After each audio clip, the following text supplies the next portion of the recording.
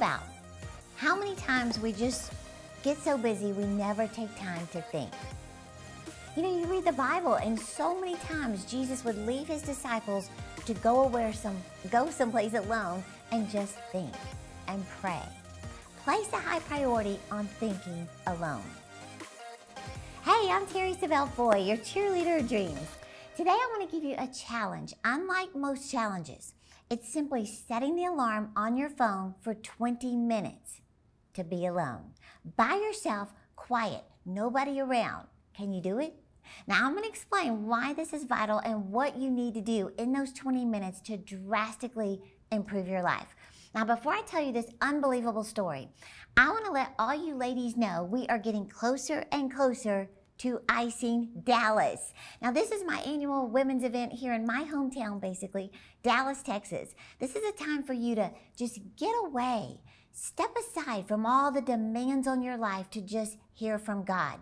Get direction and get the faith you need to achieve your goals and set some new goals. Plus, I finally get to see you in person instead of on this screen.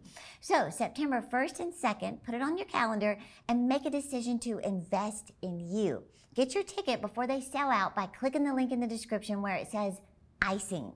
And I would love to meet you there. Okay. Y'all really like the free book giveaways that we've been doing, so we're going to do it one more time this week. I want to give away 3 copies of my book, 5 Things Successful People Do Before 8 a.m.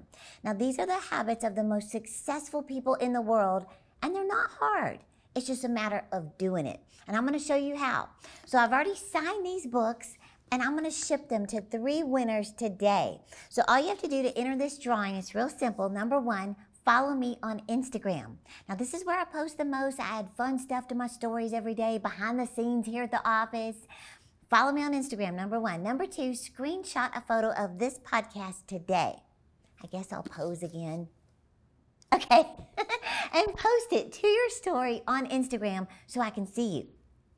Don't forget to tag me in it so I can find you. And we're going to pick 3 winners today to send this book to.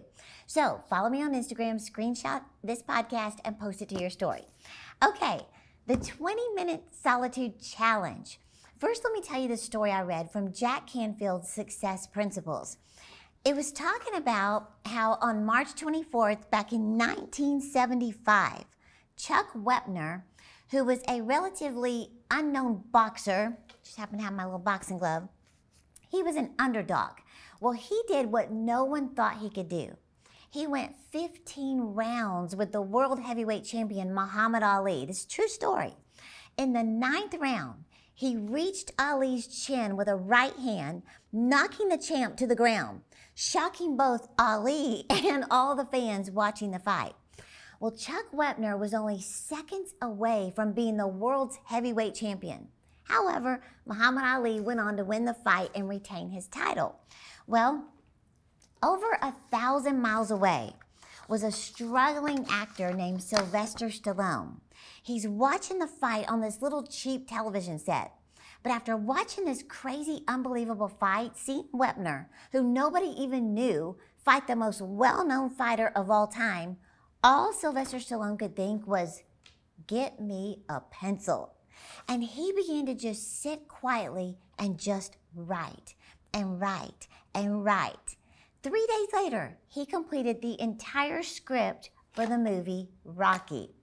Now, another interesting little note I want to point out is that when Sylvester Stallone wrote the script for Rocky, producers bid up to $350,000 for the rights to the script, with the agreement that Sylvester not play the role of Rocky Balboa. Now listen to this. At that time, Sylvester Stallone had $100 in his checkbook, and he told them no. He said, it's my story. So he finally negotiated a deal to play the lead for $35,000, and he got a cut of the receipts.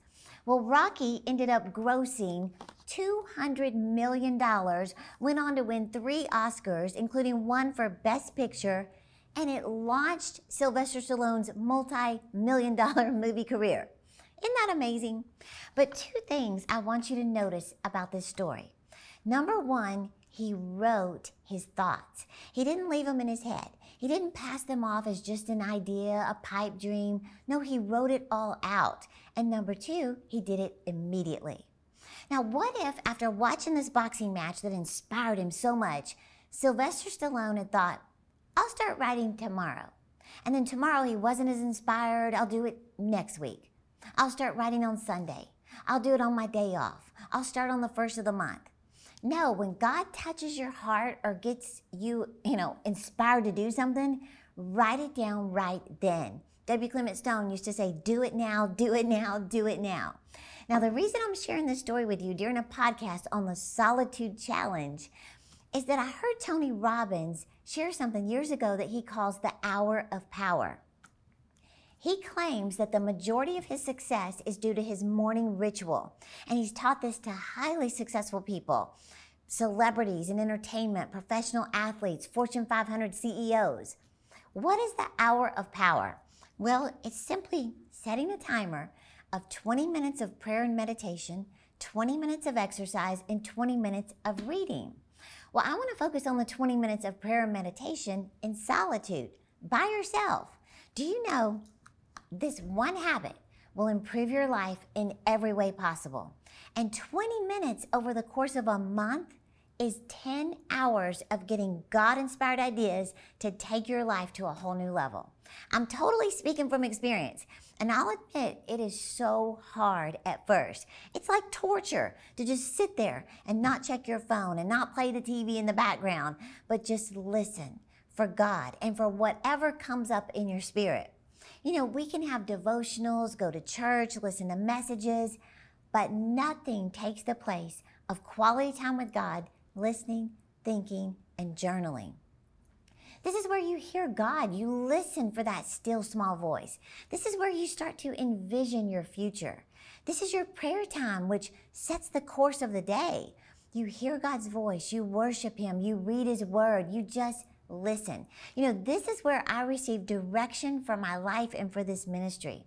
It's in this, just 20 minutes of solitude, that I've gotten direction to start the Icing Women's event, to launch our mission in France, to help women rescued from human trafficking. It's in these quiet moments alone, just me and God. So what does God want to show you about your future?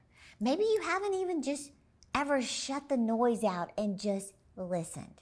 Proverbs says, as a man thinks in his heart, so is he. But notice, he thinks. Now, I remember hearing a story years ago about some friends who were having dinner at a friend of a guy who, his name is John Kilcullen.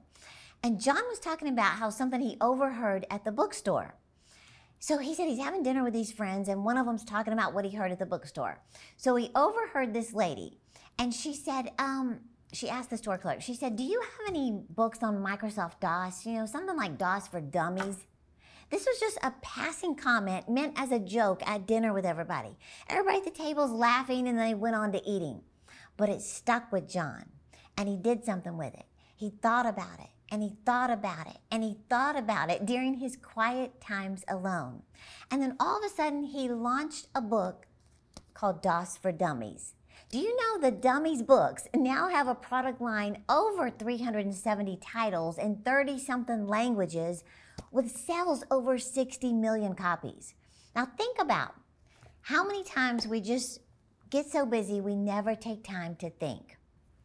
You read the Bible, and so many times Jesus would leave his disciples to go someplace alone and just think and pray. Place a high priority on thinking alone. If you're too busy to sit and think about what God really wants you to do or wants you to accomplish, then you're just too busy. And that's how I lived for years. But I'm telling you, your best thoughts, ideas, and direction for life will come in solitude. In fact, your free download this week, I'm giving you chapter 3 of my book, The 5 Things Successful People Do Before 8 a.m., and you're going to discover why successful people spend time alone. That's what chapter 3 is. You're going to learn the 5 most powerful reasons to keep a journal. And you're going to love reading this. You're going to want to grab a journal as quick as possible because it changed my whole life. So just click the link in the description right now and you can have chapter 3 instantly.